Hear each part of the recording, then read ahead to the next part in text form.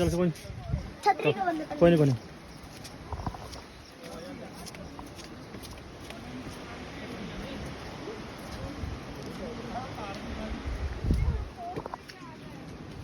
आजा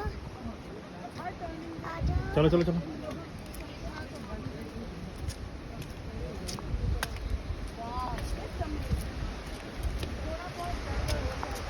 अनारा पापा